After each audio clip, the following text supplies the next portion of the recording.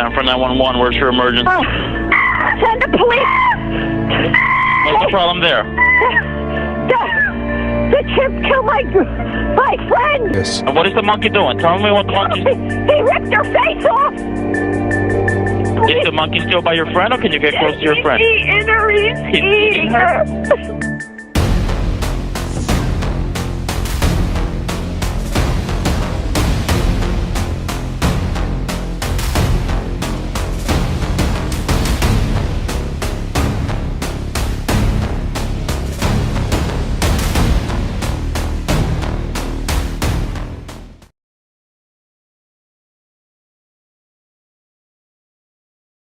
Travis was a male chimpanzee who lived with Sandra Harold in Stamford, Connecticut.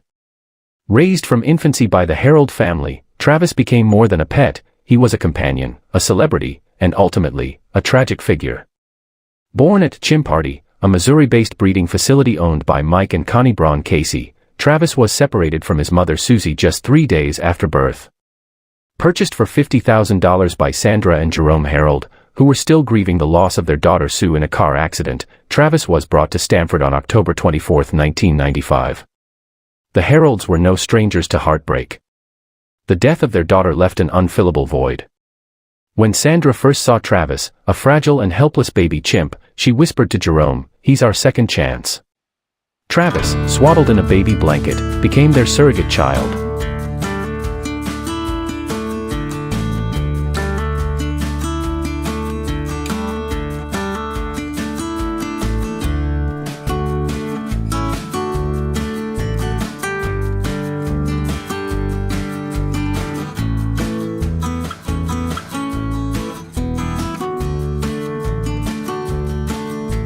Sandra bottle-fed Travis, dressed him in children's clothes, and took him on family vacations. He ate meals at the table, brushed his teeth, and watched television with the Harolds. Sandra often boasted, "Travis knows more than some kids I've met." He was part of their lives in every sense of the word. As Travis grew, so did his fame. He rode in Sandra's tow truck, waved at neighbors, and even fetched items from the refrigerator. His charming demeanor landed him roles in Old Navy and Coca-Cola commercials.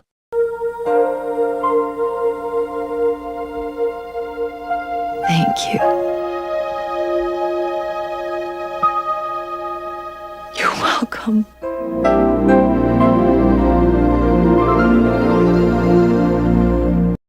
Once, on a visit to the Maury Povich show, Sandra beamed as Travis clapped along with the studio audience. But behind the smiles were whispers of concern. By age 10, Travis weighed over 200 pounds and stood nearly 5 feet tall. His strength was formidable.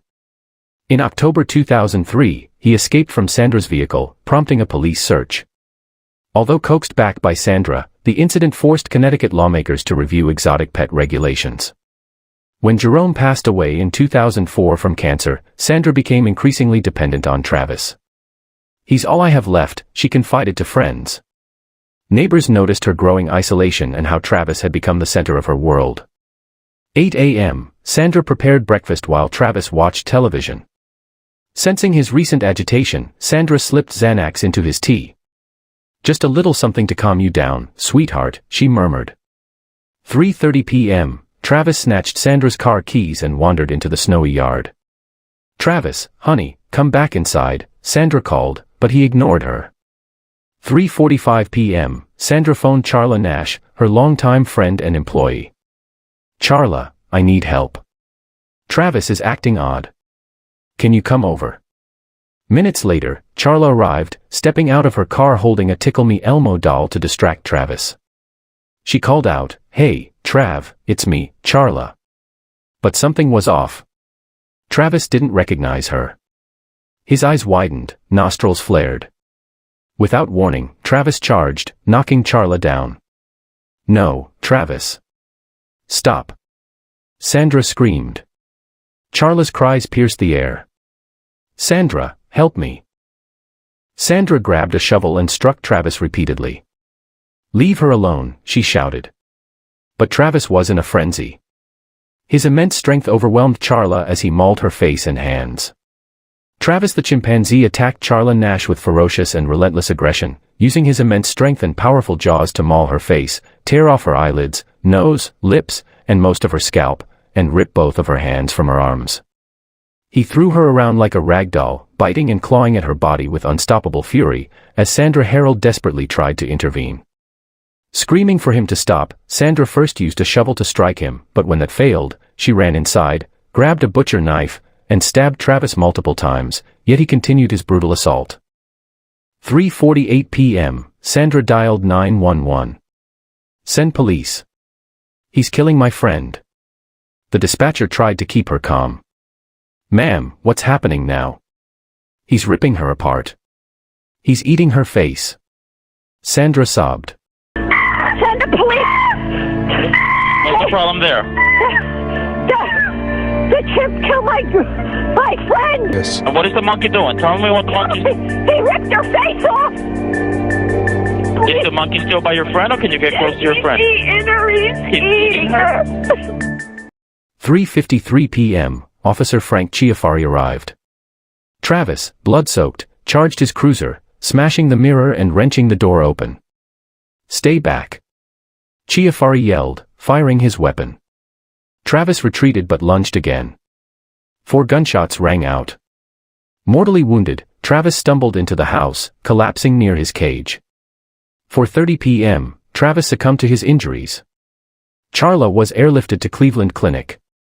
Her injuries were beyond catastrophic. Surgeons removed what remained of her face and hands. Miraculously, she survived. In May 2011, Charla underwent a full face transplant, though her transplanted hands were later removed due to complications. Sandra, crushed by guilt and public outrage, died on May 24, 2010, of a ruptured aortic aneurysm. "I've lost my best friend and my son," she confided before her death. Charla's family sued Sandra's estate, settling for $4 million. A separate $150 million lawsuit against the state failed. Officer Chiafari suffered lasting trauma, eventually advocating for police mental health reforms. The attack ignited nationwide debate on exotic pet ownership. The Captive Primate Safety Act was reintroduced in Congress to ban the interstate sale of primates as pets. Travis' story inspired documentaries, podcasts, and Jordan Peele's film Nope, illustrating the dangers of domesticating wild animals. Charla now campaigns for stricter animal ownership laws. "No one should endure what I did," she said in a 2016 interview. Travis's life, from adored companion to a harrowing reminder of nature's unpredictability, continues to echo in debates about human-wildlife relationships. The tragedy left behind more questions than answers. Could the incident have been prevented if Travis hadn't been medicated with Xanax? Did Sandra's profound grief blind her to the risks of keeping a powerful wild animal as a companion? Rumors swirled. Some speculated that Travis had been acting strangely for weeks, possibly due to underlying health issues or the stress of captivity. Others questioned whether earlier warnings, like the 2003 escape, should have resulted in authorities removing Travis from the Harold home. Whispers of darker myths circulated. Was Travis's attack triggered by jealousy, as some suggested, because Charla resembled Sandra and Travis had grown possessive? Could a tragic cocktail of human emotions and animal instincts have led to the deadly outburst? Some conspiracy theorists even wondered if Travis's unusual behavior was related to prolonged exposure to human medications or an undiagnosed neurological condition. So that was today's chilling case, the tragic story of Travis the chimpanzee, a creature caught between two worlds, the loving comfort of a human home and the raw instincts of the wild. What do you think? Was this a preventable tragedy fueled by misplaced love, or an inevitable disaster when men and nature collide? Let me know your thoughts in the comments below. Don't forget to like, share, and subscribe for more gripping true crime and mysterious tales. And as always, stay safe, stay curious, and I'll see you in the next video.